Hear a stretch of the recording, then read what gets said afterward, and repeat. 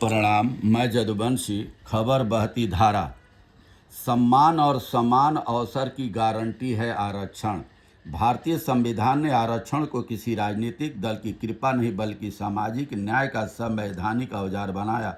सदियों तक सामाजिक, शैक्षणिक और आर्थिक रूप से वंचित रहे समुदायों को बराबरी का अवसर मिले, इसी उद्देश्य से पिछड़े वर्ग, अनुसूचित जात और अनुसूचित जनजाति के लिए आरक्षण की व्यवस्था की गई। इसलिए आरक्षण का अर्थ केवल सरकारी नौकरी में कुछ सीटें सुरक्षित करना नहीं है। यह भारतीय लोकतंत्र की उस बुनियादी परिधि का प्रतीक है जिसके केंद्र में समान अवसर, प्रतिनिधित्व और न्याय का विचार है।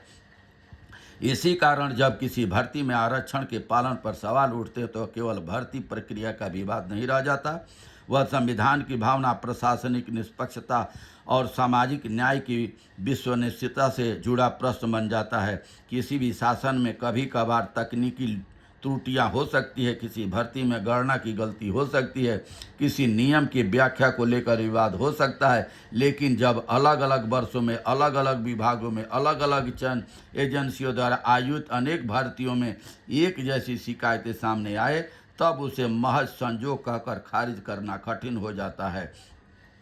यदि आरक्षण विवादों की चर्चा होगी तो 69,000 शिक्षक भर्ती का नाम सबसे पहले आएगा। समाजवादी पार्टी लगातार कहती रही है कि इस भर्ती में ओबीसी, एससी और एसटी वर्ग को उनका संवैधानिक हिस्सा नहीं मिला। इस मामले में राष्ट्रीय पिछड़ा वर्ग आयोग तक को हस्तक्षेप करना पड़ा और मामला न्यायालय तक पहुंचा। बाद में सरकार द्वारा अतिरिक्त चयन सूची जारी किए जाने से यही निष्कर्ष निकला कि शुरुआती प्रक्रिया पर गंभीर प्रश्न थे। यही कारण है कि 69,000 शिक्षक भर्ती आज केवल एक भर्ती का मामला नहीं रह गई है, यह आरक्षण की पूरी बहस का प्रतीक बन चुकी है।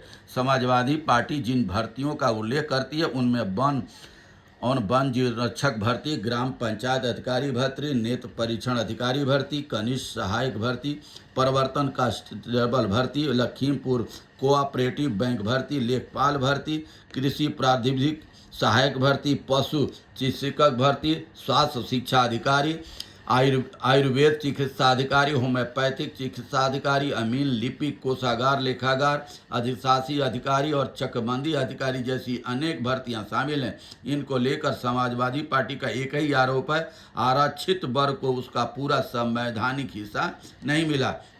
यदि अलग अलग विभागों में बार बार एक जैसा आरोप सामने आए तो स्वाभाविक है कि जनता यह पूछेगी कि आखिर हर बार नुकसान उसी वर्ग का क्यों होता है जिसे संविधान ने विशेष आरक्षण संरक्षण दिया था। बहुत बहुत धन्यवाद। नमस्कार, प्रणाम।